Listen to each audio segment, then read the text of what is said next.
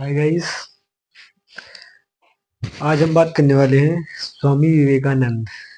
स्वामी विवेकानंद देख लेते हैं। चौक मेरी नहीं मिल रही है, चौक ले लूं।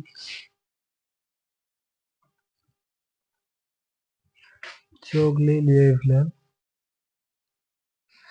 और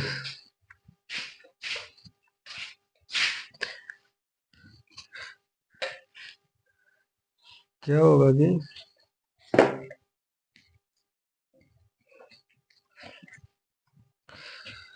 स्वामी विवेकानंद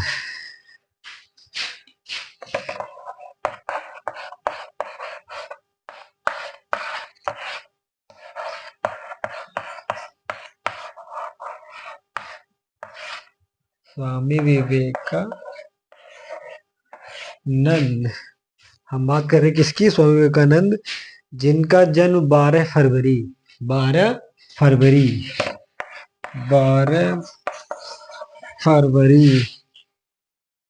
1863 1863 1863 ईस्वी को किनका जन्म हुआ? स्वामी विवेकानंद। स्वामी विवेकानंद को कलकत्ता के एक सम्मानित क्षत्रिय परिवार में इनका जन्म हुआ था। और इसके या इनके बचपन का नाम नरेंद्र नाथ दत्त था। इनके बचपन का नाम नरेंद्र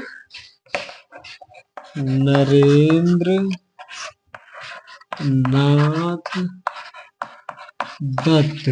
स्वामी विवेकानंद जी के बचपन का नाम क्या था? नरेंद्र नाथ दत्त। वैज्ञानिक अध्ययनों के कारण ईश्वर में उनका विश्वास समाप्त हो गया था। यानी हम कह सकते हैं कि विज्ञान की नॉलेज स्वामी विवेकानंद को बहुत ज्यादा थी। और दोबारा से हम बात कर लेते हैं। उनका वैज्ञानिक अध्ययनों के कारण ईश्वर में उनका विश्वास समाप्त हो गया था। अर्थात वो गॉड्स को नहीं मानते थे, ईश्वर भगवान को नहीं मानते थे, अल्लाह को या जो भी कह लो।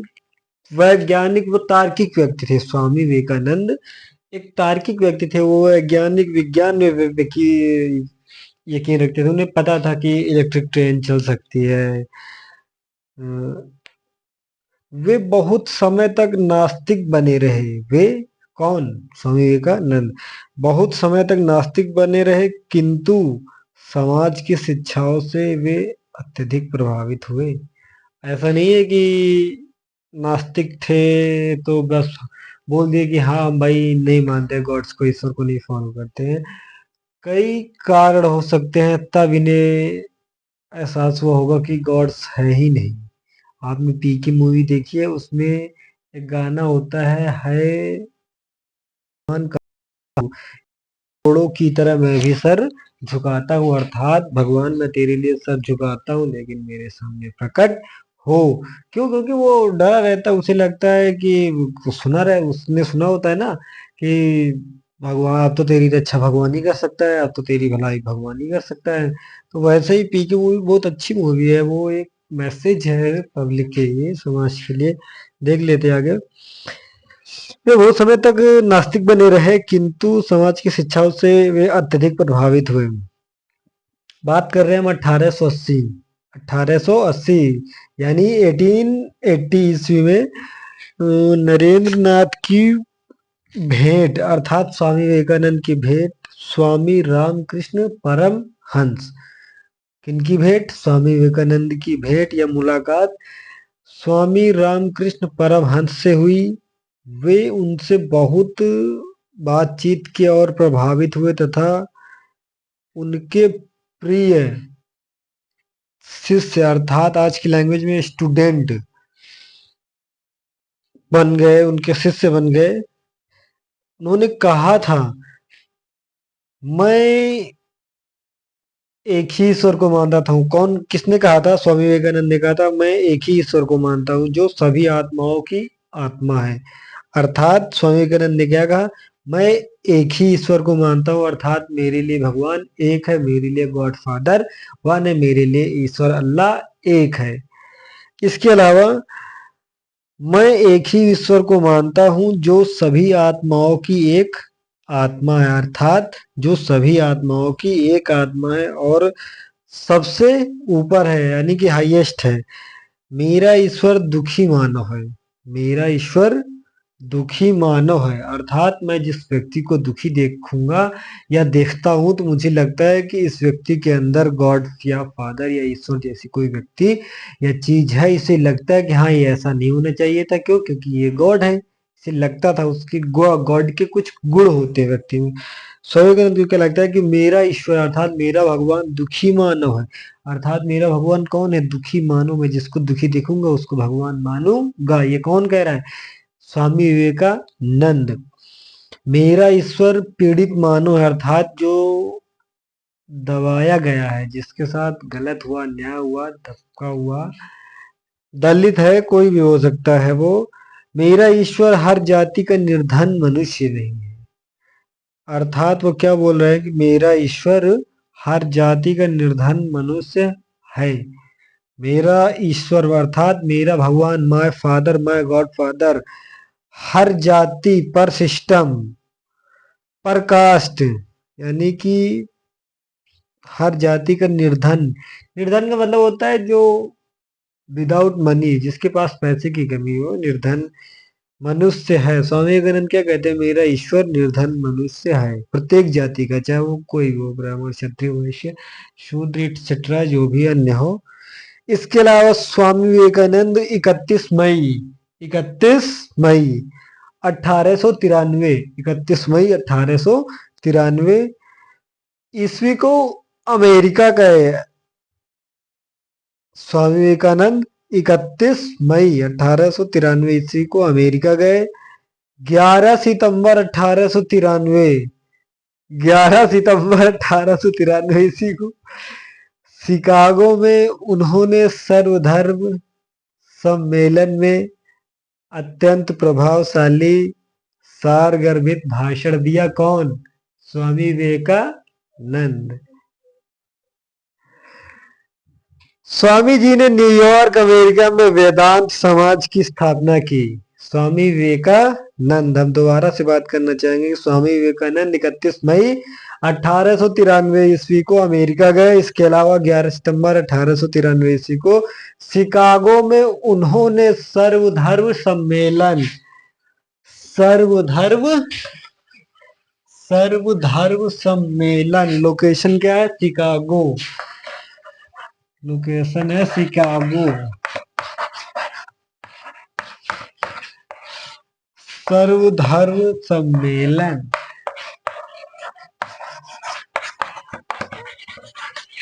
सर्वधर्म सम्मेलन।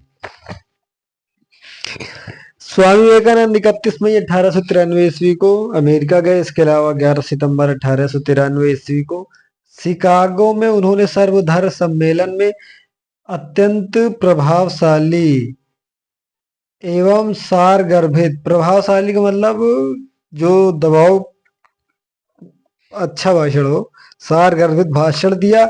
इसके अलावा स्वामी जी ने न्यूयॉर्क अमेरिका में Vedanta, New York America, New York America, New York America में वेदांत समाज, कंट्री कौन से है? न्यूयॉर्क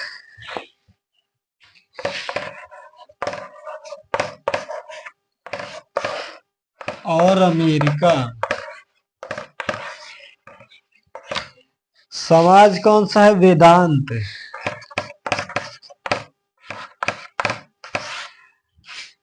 स्वामी विवेकानंद जी ने न्यूयॉर्क अमेरिका में वेदांत समाज की स्थापना की। अपने गुरु स्वामी, अपने गुरु, किनके गुरु? स्वामी विवेकानंद के गुरु स्वामी रामकृष्ण परमहंस की शिक्षाओं एवं आदर्शों का भारत एवं विदेशों में प्रचार करने के लिए उन्होंने 1897, किसने? स्वामी विवेकानंद 1897 ईस्वी में रामकृष्ण मिशन की स्थापना की।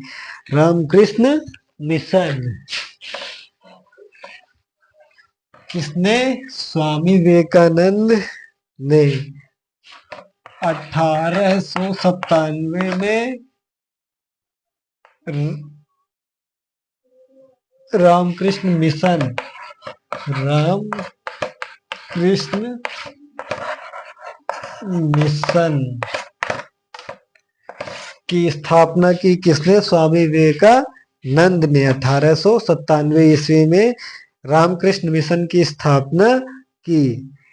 रामकृष्ण मिशन बेसिकली कुछ पॉइंट्स पर आधारित था, या रामकृष्ण मिशन के कुछ सिद्धांत थे, जिनमें प्रमुख सिद्धांत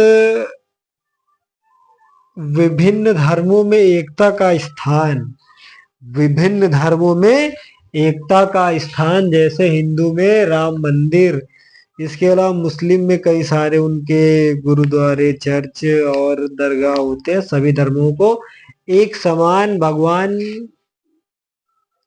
हर व्यक्ति को एक समान दृष्टि से दिखलाना चाहता है। कौन? रामकृष्ण मिशन।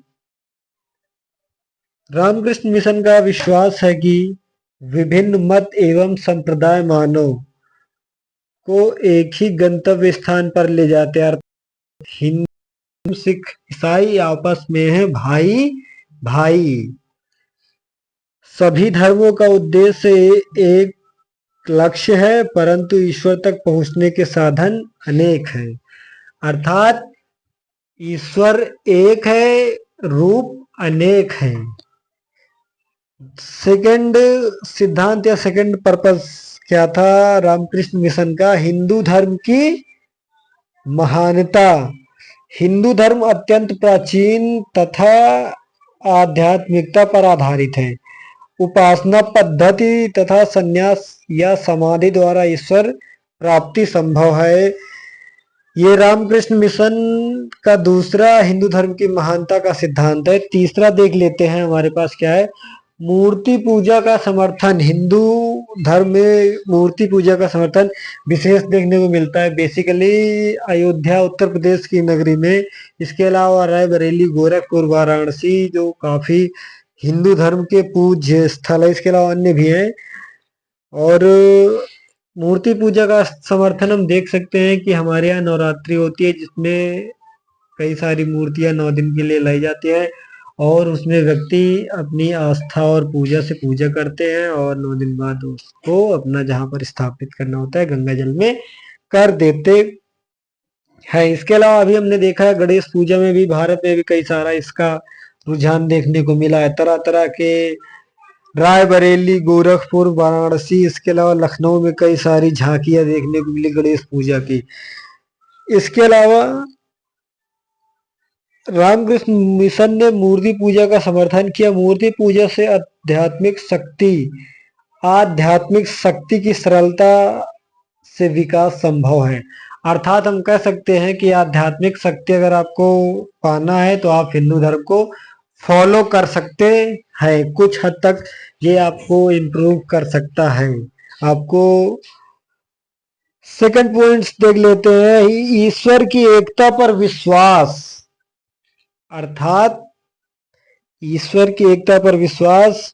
ईश्वर सर्वव्यापी तथा अंतर्यामी है, निराकार तथा अज्ञेय है। अर्थात ईश्वर सर्वव्यापी का मतलब वह सारे जहान में जो समा जाए, और सारे अंतर सभी के अंदर जो समाया हुआ है वो निराकार तथा अज्ञेय ईश्वर है।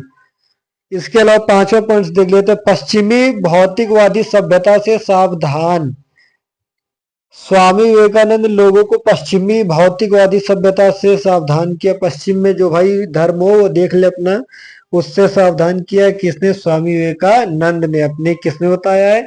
रामकृष्ण मिशन के 5 सिद्धांत में पश्चिमी भौतिकवादी सभ्यता। सभ्यता का मतलब होता है जैसे हड़प्पा सभ्यता हो गया, मोहनजोदाड़ो हो गया, कई सारी सभ्यताएं, उनमें कुछ गलतियां भ्रांतियां हैं, उनको उससे सावधान रहना है और अपने आप को एक डिजिटल इंडिया अपने 2024 इसके अलावा 2050 तक जीने की कोशिश करना है। स्वामी विवेकानंद ने लोगों को पश्चिमी भौतिकवादी सभ्यता से सावधान किया है।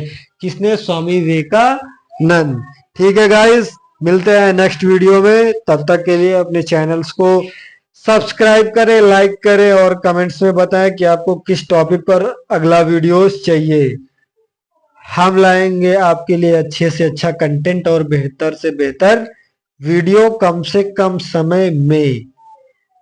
आप कमेंट्स करना बिल्कुल भी ना भूलें। धन्यवाद गाइस, आपका दिन शुभ हो।